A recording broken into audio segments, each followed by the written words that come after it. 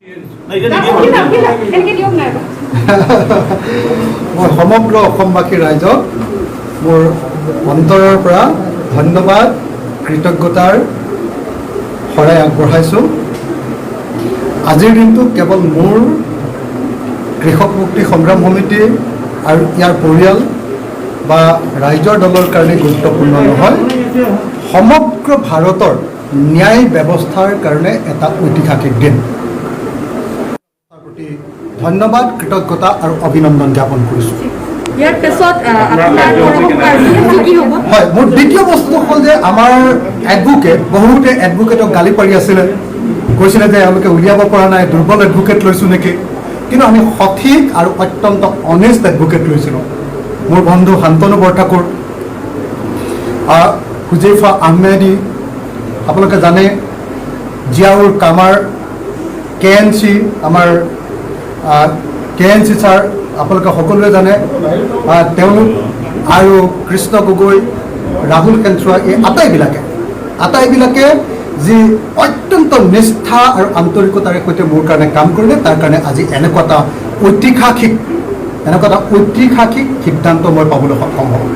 নাই, এইটো নোহোৱা নুখুজা ঘটনা যে NIA ভাৰতবৰ্ষৰ আটাইতকৈ ডাঙৰ এটা ইনভেষ্টিগেশ্যন এজেঞ্চি, তেওঁলোকে চাৰ্জে ফ্ৰেম কৰিব নোৱাৰিলে মোৰ এগেইনষ্টত।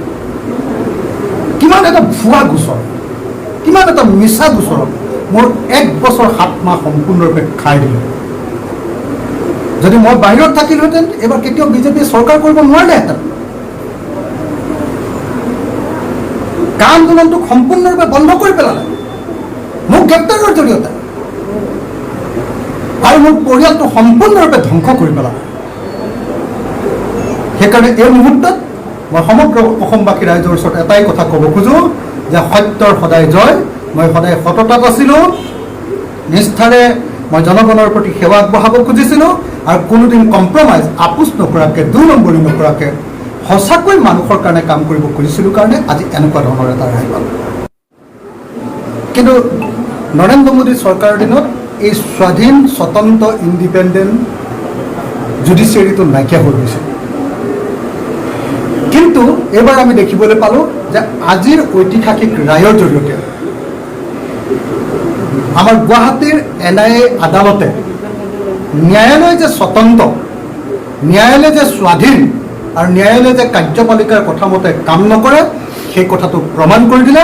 সেইকাৰণে ন্যায় ব্যৱস্থাৰ ইতিহাসত আজিৰ দিনটো সদায় এটা গৌৰৱোজ্জ্বল দিন হিচাপে লিখা থাকিব। সময়ৰ পাছতে যিহেতু মই সম্পূৰ্ণৰূপে মুকলি হৈ যাম, আৰু আপোনালোকক যে এনেকৈ লগ পাম ভবা নাছিল, আৰু এনেকুৱা ধৰণৰ প্ৰেছাৰৰ মাজত, হিটলাৰী শাসন চলি থকাৰ মাজত এনেকুৱা ধৰণৰ এটা স্বতন্ত্ৰ, স্বচ্ছ আৰু সঁচা যে ৰায়দান কৰিব, এইটো কল্পনাৰ অতীত আছে। এতিয়াও ন্যায় ব্যৱস্থা স্বতন্ত্ৰ হৈ আছে, এতিয়াও জনতাই কেৱল ন্যায় ব্যৱস্থাৰ ওপৰত আস্থা ৰাখিব পাৰে।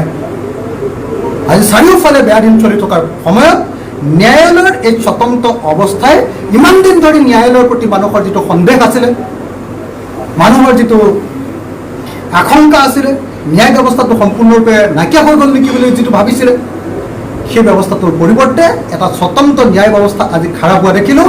গতিকে আজিৰ ৰায়টোৰ জৰিয়তে ভাৰতীয় ন্যায় ব্যৱস্থা আৰু ভাৰতৰ সংবিধানক শক্তিশালী কৰা হ'ল বুলি মই ভাবিছোঁ। ধন্যবাদ। ঘৰলৈ যাম, ইতিমধ্যে মোক হস্পিটেলে ৰিলিজ দিলে, মই ওলাই আছোঁ, গৈ আছোঁ। এইমাত্ৰ মই ঘৰলৈ যাম। ঘৰত বেগখিনি থৈয়ে আন্দোলনৰ প্ৰথমজন শ্বহীদ ছেম ষ্টেফৰ্ডৰ ঘৰলৈ যাম। ছেম ষ্টেফৰ্ডৰ ঘৰত ছেম ষ্টেফৰ্ডৰ মাতৃ আৰু পিতৃক এবাৰ সেৱা কৰিম।